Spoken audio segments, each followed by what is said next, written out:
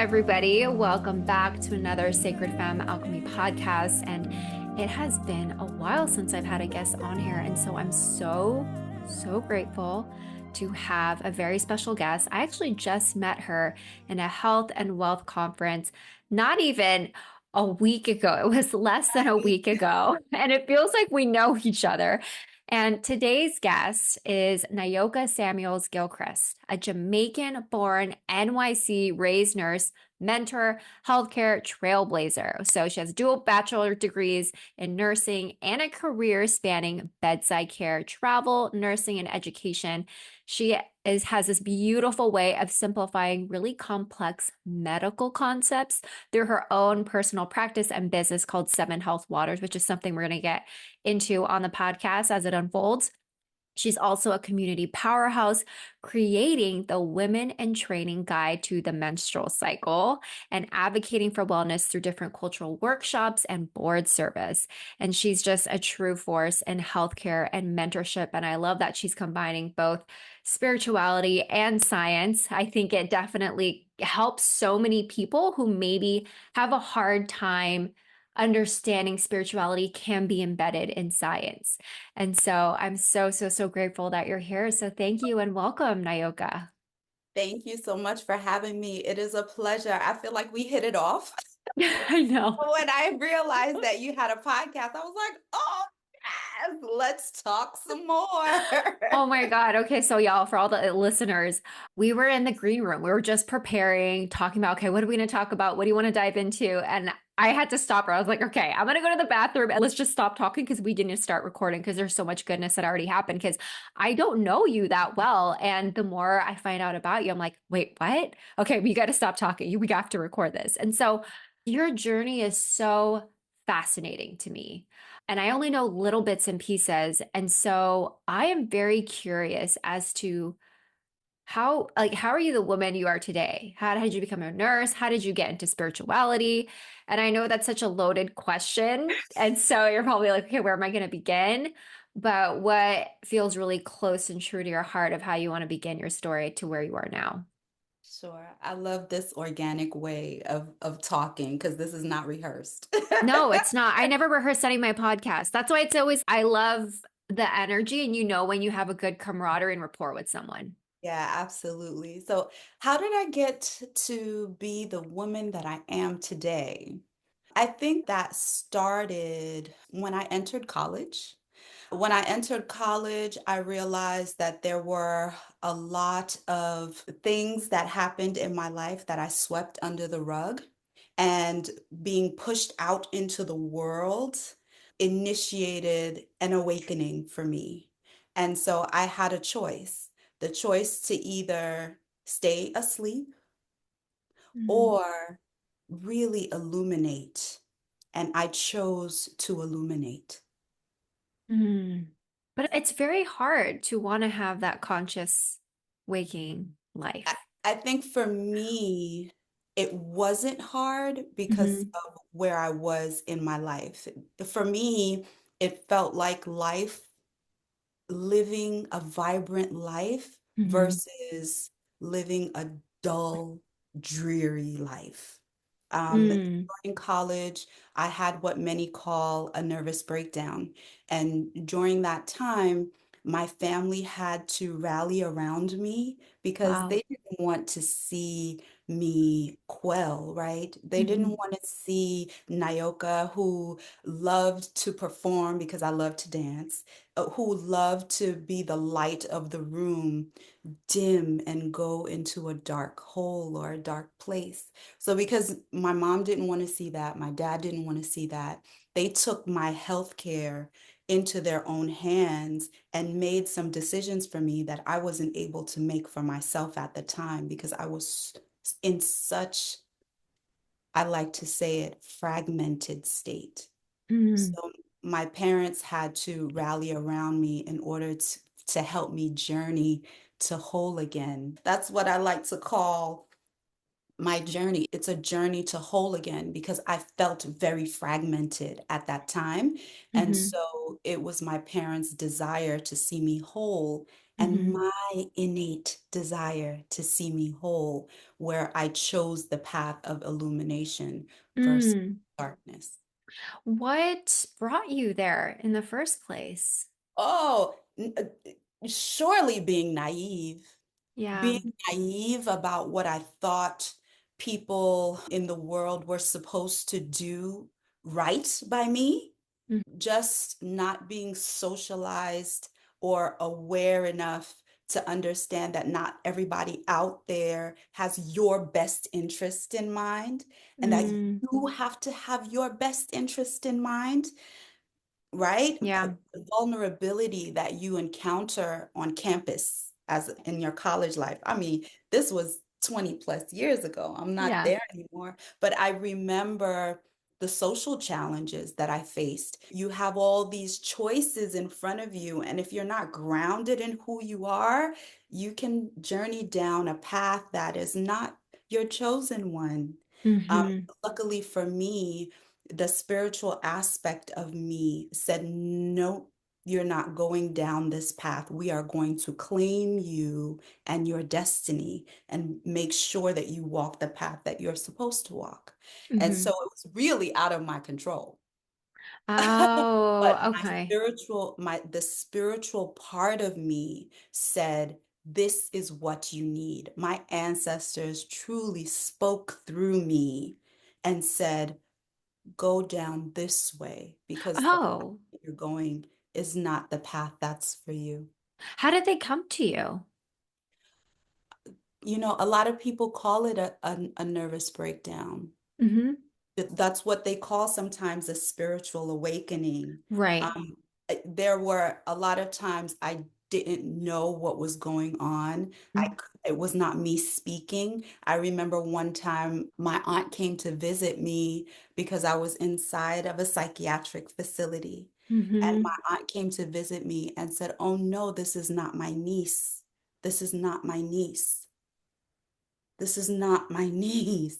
And it wasn't, Wow. because literally I was overcome with an ancestral spirit that spoke and said what was going on with me. And what was going on with me was a familial disconnect. And they Mm. said it had to be taken care of right away. Wow. And so, because, and I'm telling you how spirit works, the psychiatrist that was involved in my mental health care at the time was able to take me down that ancestral path. So, Mm-hmm. my spirit literally guided us to the support that we needed. My ancestors guided us to the Wow. pathway that I needed because it wasn't medication. Mm-hmm. Mm-hmm. It Oh my wasn't God. medication. So, The medication I was taking at the time was making me slow. It was mm, making me feel outside of myself. I remember feeling like a zombie, like just dragging. mm, Time was dragging. I was dragging. And my spirit didn't want that. wow. So what was that journey like as like you took the steps to reclaim yourself and how It was long did that take? hard. Yeah. It was hard. People think, oh, for sure. And I write about it in the anthology that I participated Yes. in. It was like a red pill, blue pill matrix type thing. Right, right. I don't know if Exactly you how you remember open. the Matrix. It was a long Yeah. time ago.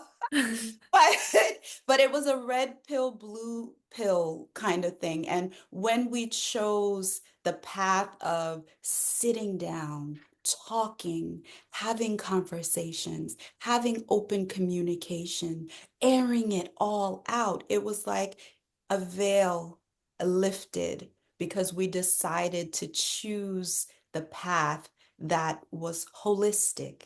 So Mm, here we move into holistic health and wellness, which I embrace so much because it was the allopathic side of medicine hmm. that stabilized me in a way. Wow. I would have flown off the loop. Only God knows where I would have ended up in the type of frenzy that I was in. Wow. The choices that I was making. They weren't good choices. So Mm-hmm. God knows where that could have taken me, right? So Mm-hmm. it's the allopathic medicine that helped to bring that down. But Mm-hmm. in the long term, it was the holistic approach that truly helped me to manifest into who you see today. Wow. And so you can definitely tell that inspired so much of your journey. There was just it created so many amazing healing miracles in your life. And so did you decide, okay, I want to get certified in it. I want to help other people. What was the So catalyst? Yeah. So as a little girl, I always loved science. I always Mm, loved medicine, always as a little girl. And so I wow. knew from then that science was my passion. I just didn't know where. Like at Hmm. first I said, yeah, I want to be a surgeon. And I was going down that road until I had to go back to Jamaica for a year and a half. And I think, and I write about this inside of my chapter. It's a lot I had to condense into that Yeah. chapter. That's why I want to write a longer book Hmm. because all of these events in my life, transitioning to Jamaica to go to high school, Hmm. right? I realized there that maybe medicine is not for me. Maybe I'm not Wow. smart enough. Maybe Wait, I'm so, not smart enough to do medicine. I oh was my God. So then you were born in the Bronx, but then you ended up going to high school Oh, in no, Oh, I was born in Jamaica and wow. migrated to New York City as a toddler. And Oh. again, in my 13, 14 year old transitioning to high school, again, I was making choices and decisions Mm. that people would say, well, you're a juvenile delinquent. Oh. Wow. That's what they would say. But spiritually, I knew that even at that young age, there were things that my spirit was searching for. There was a Yeah. journey that my spirit wanted me to go on that was just like, girl, this Uh, is you need something different. So my mom okay. had to send me to Jamaica for high school, and that's where I decided maybe the sciences are maybe med school is not for me. Still loved the science. So I said, okay, maybe pharmacy. I got accepted to go to Fisk University, which is an HBCU in Tennessee, but I didn't get to go there. Mm. But I said, okay, well, pharmacy. If not Right. medicine, pharmacy. Then I did the whole thing that happened inside of college. I said, well, I just want to get out of here. Just let me get out of here. 4 years, 4.5 years. Psychobiology. That's what I got my degree in. Uh-huh. Uh-huh. And then that's when I went to nursing school after my 4 years. Oh, so you went directly afterwards, but what inspired you to do nursing? I needed to pay bills, girl. I couldn't survive with counseling. I was Yeah. counseling at a community mental health agency, and Mm-hmm. that wasn't paying the bills. I tried to move out on my own. I got a huge eviction notice on my door because Oh, I couldn't pay my rent. yeah. So I You know, decided. Mhm. I love that you're very transparent about that. I was supervisor for a grant. I was operating a grant at a community mental health facility. It was paying me $28,000 a year. In 2000, yeah, in 2001, 2002, that wasn't enough. That wasn't enough to live on my own. Oh my gosh. Oh my gosh. I Wow. was getting paid monthly. You know how the monthly budget is? I couldn't survive. So I had to say, okay, what can I do that I love that involves the sciences and I can still Hmm. get paid? So Hmm. after my 4 year degree graduated, I went back for a 2 year degree. And it's my 2 year degree, my RN degree, Hmm. that is paying for everything. Oh my gosh. And so as you're in this field, how did it feel to just see science? How did it feel? It's like you got your abundance and just did it. How did that feel to you, right? You're talking about being led by spirit. So initially, I felt, yes, I'm where I want. I'm getting paid to take care of people. Like when at my first 2, 3 years as a nurse, I was like, yes, I'm doing this. I had my first child during that time, and I was much older now because this is in my late 20s. I Hmm. became, because this is a second degree. So I was like, yeah, I'm doing it. I'm doing it. And then all the tools that I had gathered, I realized I wasn't using them.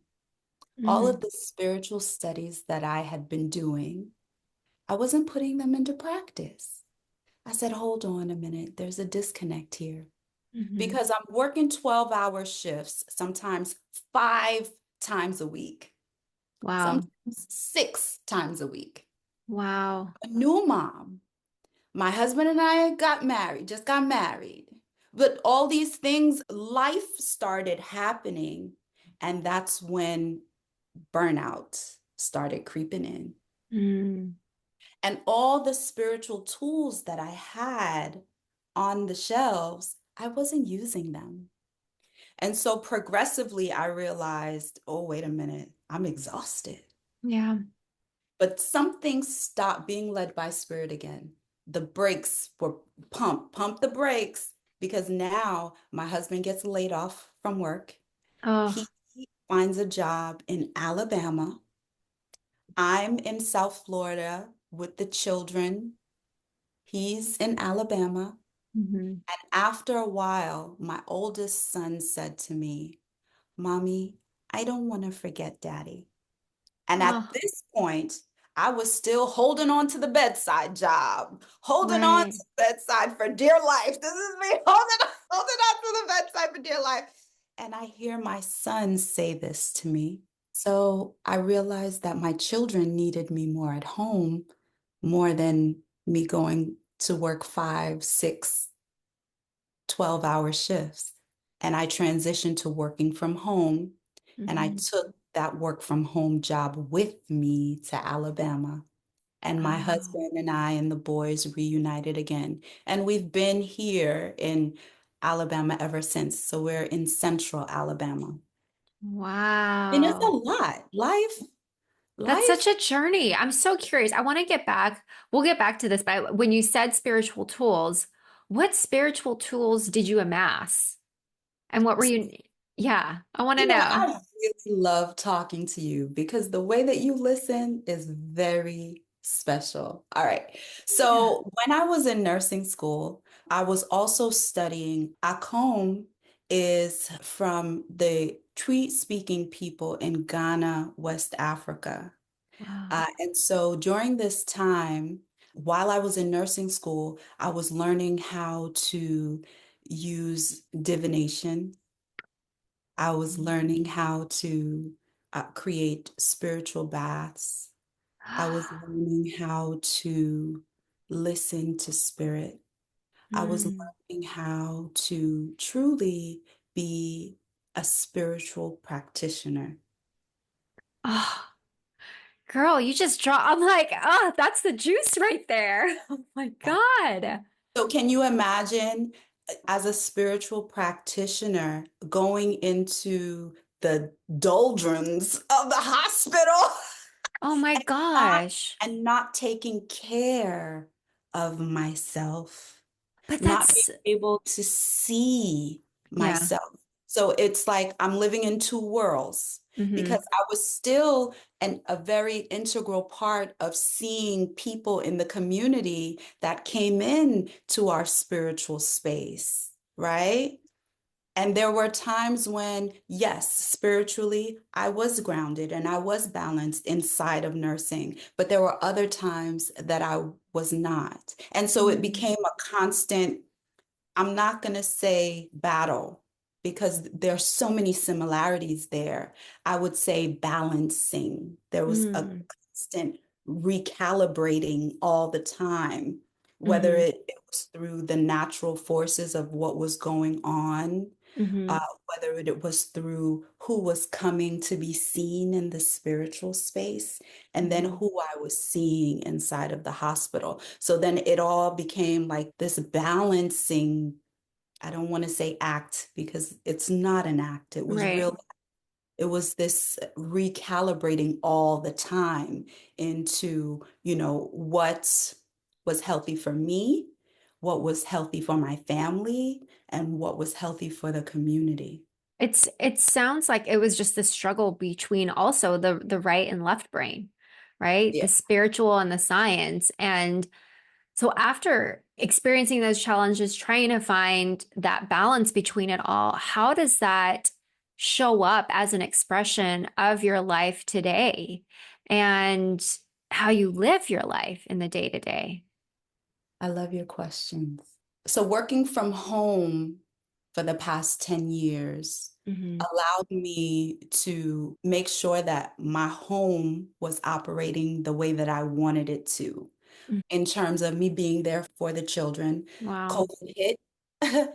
I was pregnant with my last child just before COVID blew up. Like my husband was home during COVID. The baby was born 2019 June. COVID was like happening, Yeah. right? And so I was working from home. A lot of things were going on with my health. And after a while, I realized I didn't want to sit at home and work anymore. And then on top of that, challenges started coming up in work because I wanted to show my authentic self.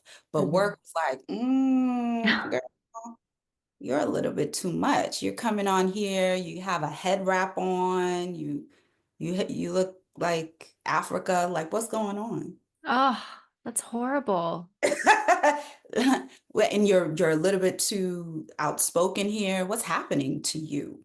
Wow. There was this shift inside of myself that wanted to be my authentic self all the time, Yeah. still be in the corporate space. And corporate said, no. So then there's also a layoff that happened during this time. And I said, dang, what am I going to do? And then I was presented with start your own business and call it Seven Healing Waters. So during COVID, Hmm. and messages that came through from the spiritual realm, Seven Healing Waters was born 2020. Wow. It's so amazing how it's almost like this divine invisible hand through the voices of your ancestors are always guiding you. So many different moments in your life, and it may feel like, yeah, it may feel like tower moments or moments that you can't come back from, just those rock bottom moments. But it's that necessary clearing in your life of removing those obstructions to fully allow you. So when you got laid off, when you felt like it's like everything was set in motion, wanting to be your true self, the expression of the self, being told that's too much, the layoffs happening, and listening and hearing deeply, start Yeah. your own magic so that you can truly share with the world these gifts. Because I'm sure it had to be somewhat closeted at work of all the spiritual stuff that you could do, right? Yes, absolutely. Absolutely. And so, when I talk about the courageous pursuit of authenticity, that's the Mm, title of our book. Like, I'm not joking. wow. And I stop at a particular point. I need a whole book Yeah.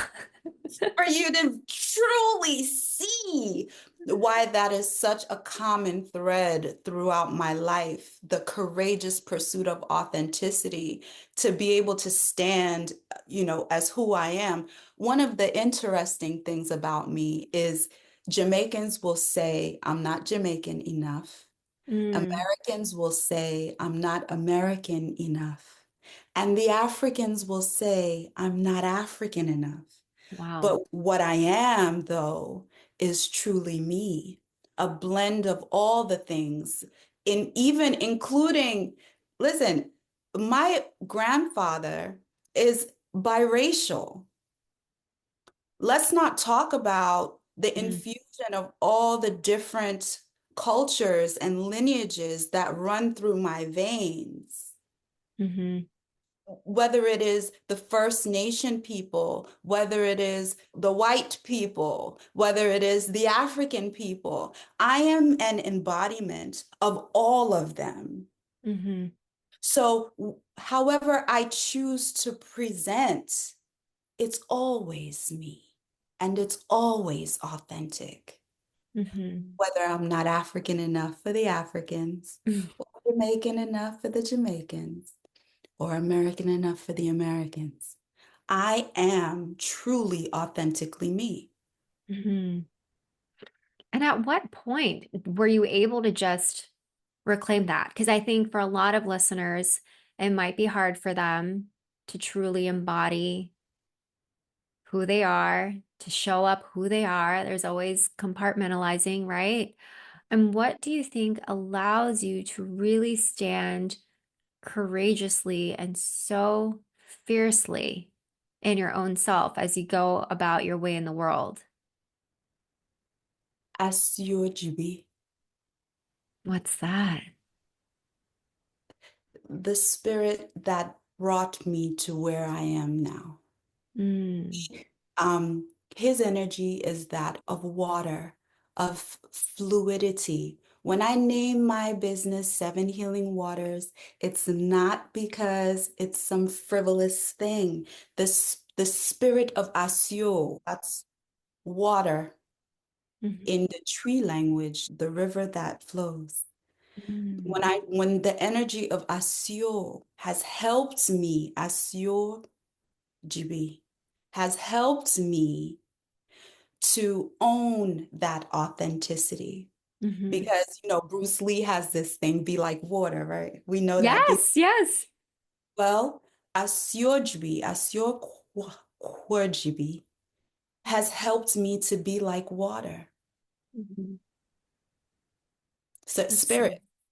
spirit is why I'm able to traverse all these different aspects of me and still be proud of who I am Mm, and not be ashamed of any one part of me because the shame of parts of us mhm, cause us not to be our authentic selves. mhm, I have nothing to be ashamed of anymore. And mhm. astrology has taught me that I truly have nothing to be ashamed of.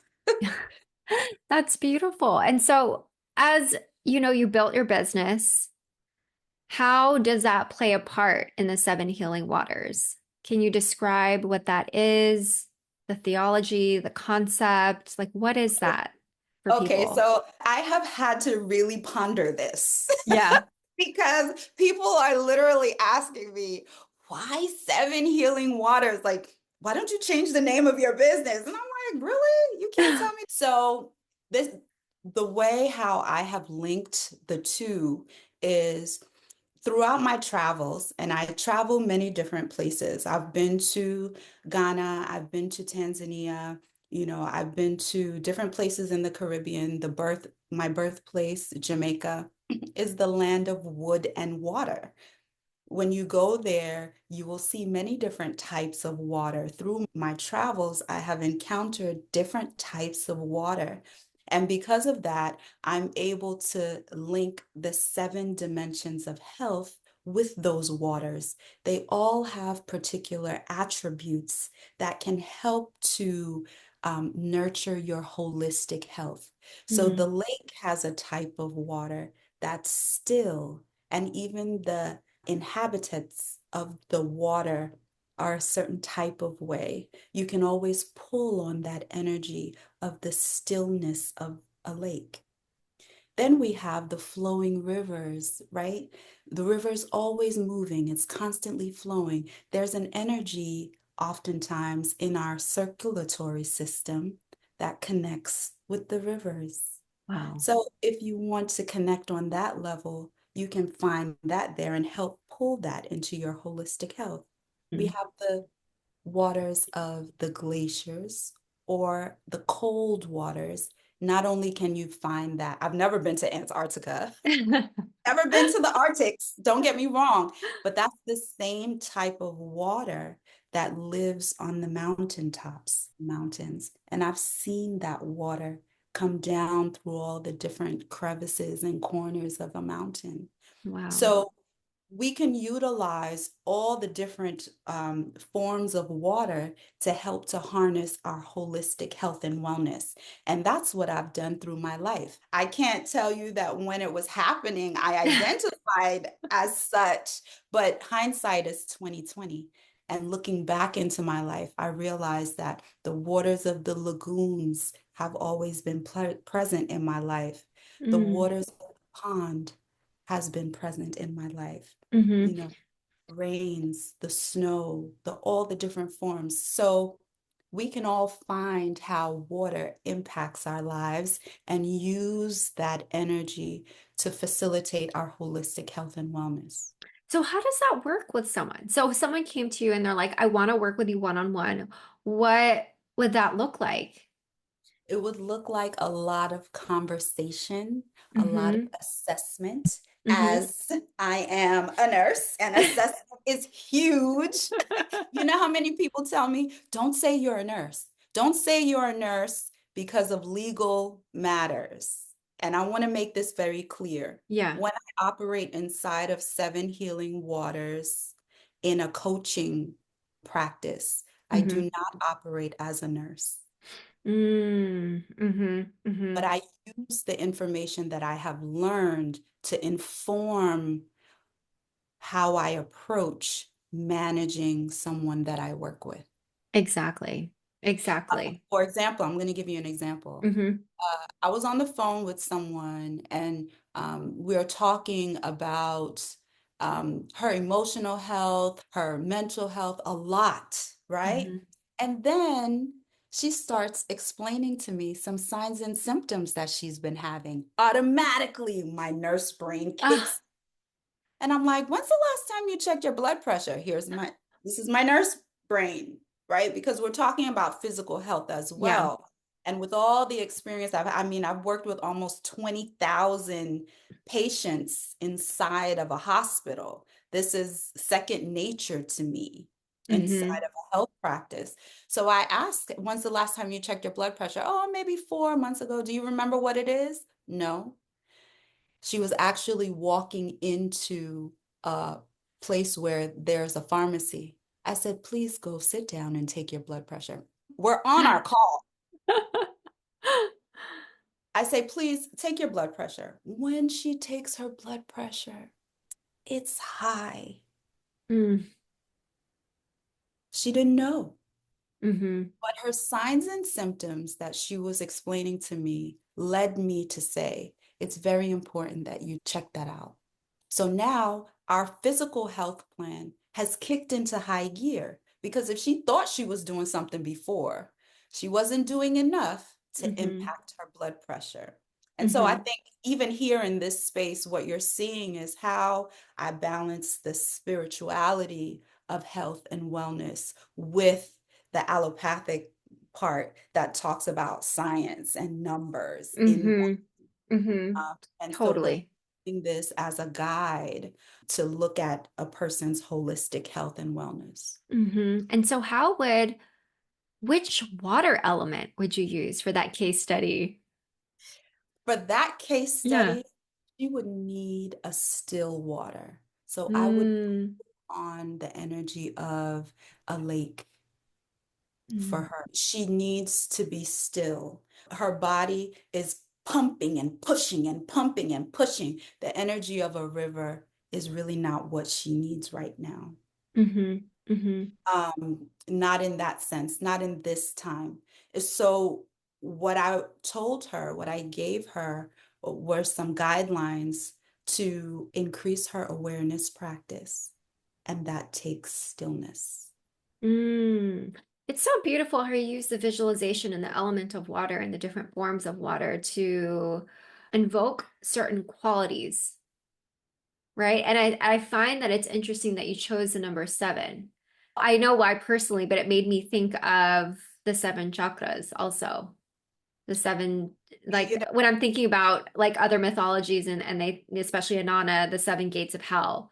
So there's just something in particular about this number seven that actually is across cultures, spirituality, different. It's just, it's I love so that. interesting. I can we do this again? We need to. Okay, so one of the reasons why people also like to work with me is that inside of my coaching program, you will find a very diverse cross-section of culture.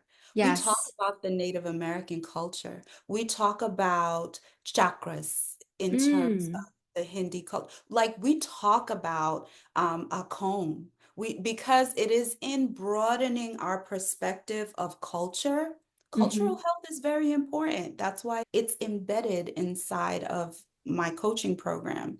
Cultural health is so very important, and awareness and opening up to other cultures also help our health. It Hmm. was the awakening of knowing Jamaican folklore, Jamaican dance and song, and Oh, history that helped to ground my spirit during a time when, again, I was like, wild. You listen, people would describe me as a hot, what they call me? hot mess. A hot, more than even a hot. They used to call me a firecracker. You see me now when you look and you're like, oh, she's so calm and she's so collected. I'm She has like, the calm water. She's still. you have no idea where I'm coming from. Oh my gosh. I'm coming from a place of fight. Wow. Forget the flight part. Hmm. Literally, I would want to fight. I'm from the mean streets of New York City where you don't smile outside. Yeah, you The don't. mask that you wear says, I'm tough, stay away from me.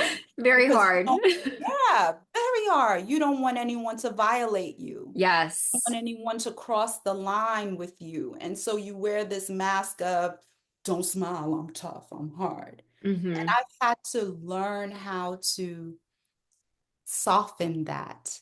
It's not Mm. that I can't see Hmm. when something harmful is coming. It is that's just not my first default right now. I had to shift that. That vulnerable space, I had to learn how to finesse it. And that's something that I talk about in my coaching a Hmm. lot Hmm. because when you're used to, as a Black woman, when you're used to always letting people know, I don't take no shit, Hmm. that becomes the default. And as you grow and as you awaken, you realize that it doesn't have to be the default. Oh, that's so beautiful. And it's something that you sparked. I think the theme that I'm getting a lot from this is just, and it's funny because it relates to just not even talking to you. I was thinking about a spiritual malady with Mhm. people, how a lot of the times our emotions are based off of the spirit, and how sometimes our physical symptoms are an expression of our emotional landscape. Let's go. And there's something about, like you said, the spirit, you felt that in your soul. Mhm. You felt that, and now it's completely different. And every single person that I meet that has some form of practice or ritual or belief in spirituality, and this is just my own opinion, and the people that I've met, there is a lightness. There is this, I think, this ever knowing presence of knowing they're going to be taken care of. Sometimes people say source, spirit, whatever, God, goddess, whatever you call it to be. There's a sense of security within oneself.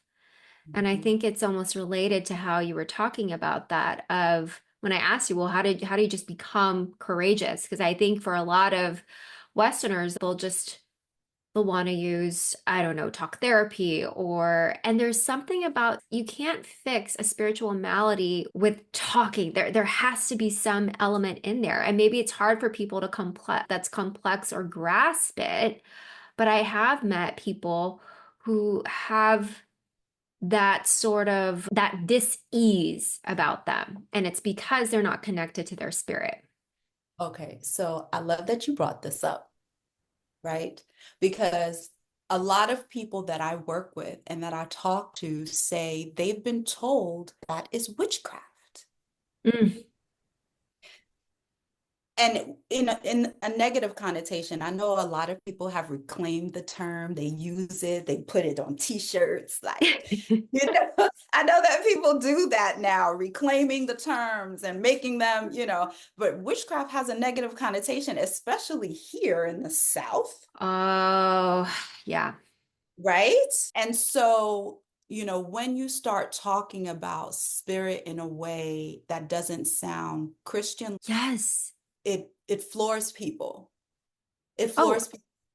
And so what I have learned to do is point people to nature, mm, to wake up and observe nature is to observe spirit. mm, To wake up and I have their seasons. To wake up and honor the seasons is to mm. honor spirit. And ultimately, the Most High, right? That's one of the ways that I help people to understand some of these complex terms. Oh, I love that because in a way, you're also teaching them the feminine way, the And it's cycles. and it's so simple, right? To wake up and watch the birds come because it's early, the grass is wet, and the worms are out, and that's how they get their food. It's becoming aware of your environment. Mm, That's the very first step hmm towards spiritual awakening. And it's the laws of nature. Mhm.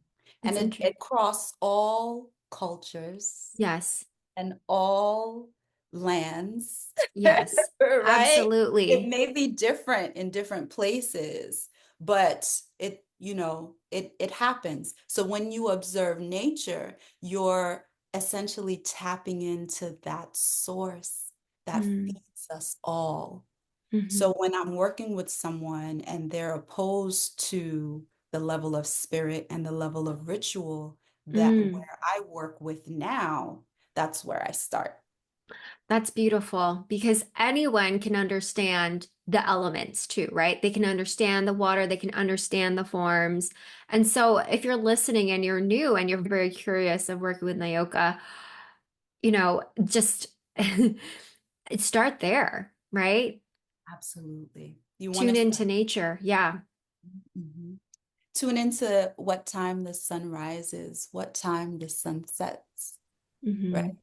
hmm hmm Tune in to the wind that you can't see the wind, but you know it's there because maybe the trees are swaying.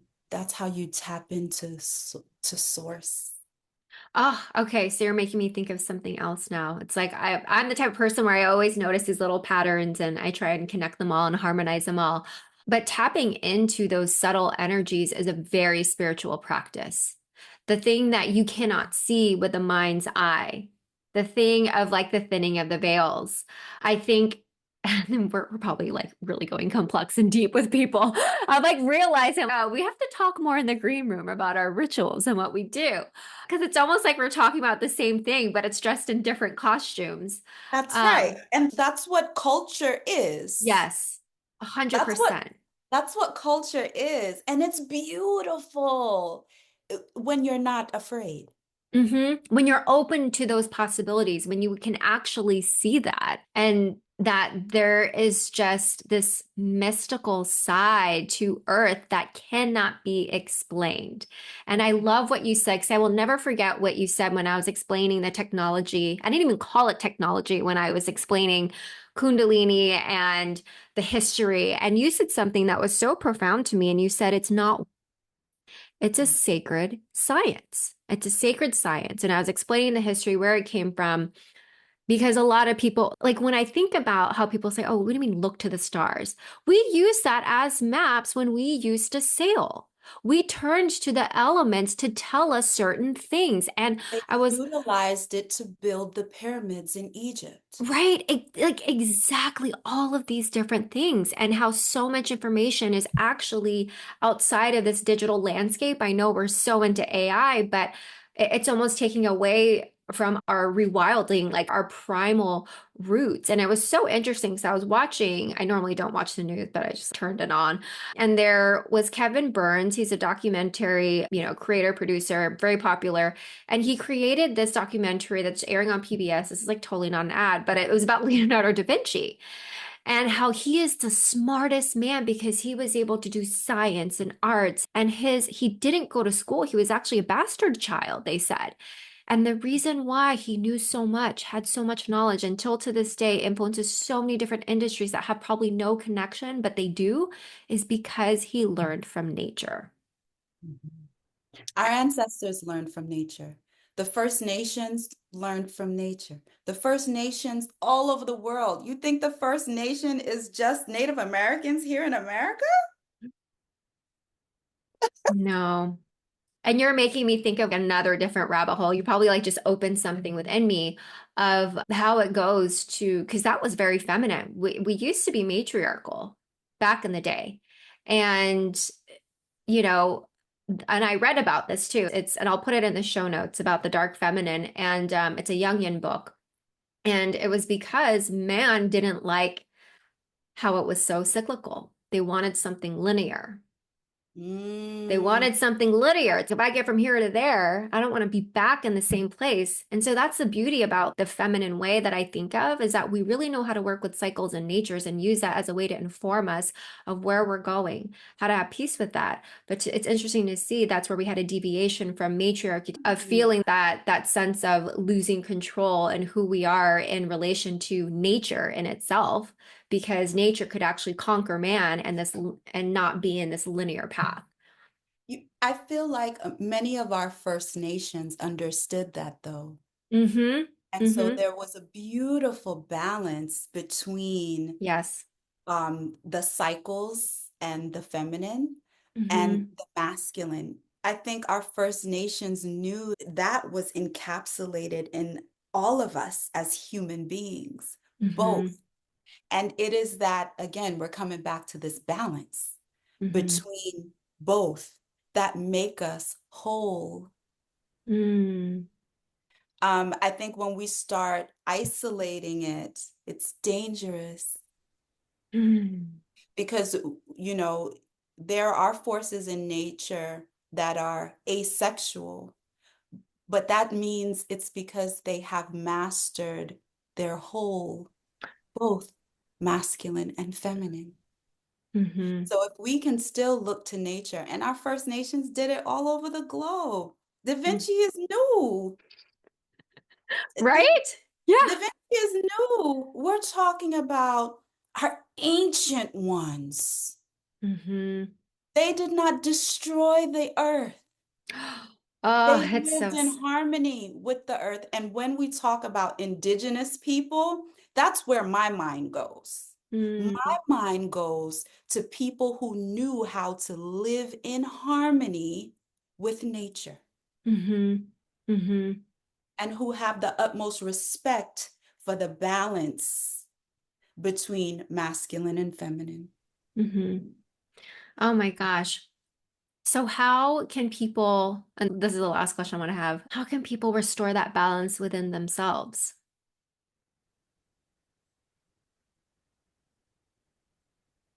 Why you ask me such a big question? That's I a know. Mic drop. it's because it's as we live in a time Mm-hmm. where it is not the norm to do this. Mm-hmm. And I recently downloaded a book that talks about rest, right? Mm-hmm. Rest is Resistance. This book, Rest is Resistance by Tricia Hersey, the founder of the Nap Ministry. And she talks about resting. And I resonate with how she talks about rest because it creates a dimension where we can slow our minds, slow our bodies, and do a lot of self-reflection. What is really going on with me? Mm, What's really going on with me? Tapping into you, not necessarily giving it a name, mm, but just allowing it to present itself can help us understand how to connect with ourselves, both masculine and feminine. If you're always on the run, you'll never tap into it. mm, If you're always seeking to get, you'll never tap into it. But what do you have? What do you mm, have already? What do you have that you want to keep? What do you have that you want to throw away? I think it's creating a sacred space for us to be reflective and guided divinely. I think that's how we can reconnect with that. And it's not because I'm perfect. Let me tell you, there are days when I wake up and you cannot just look at one day.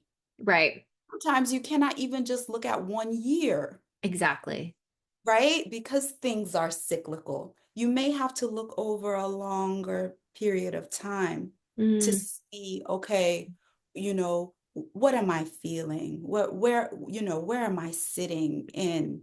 It's a complex question, but I think we can start with tapping into what we have, you know, and then mhm, working with, okay, I'm keeping this because this feels true to me.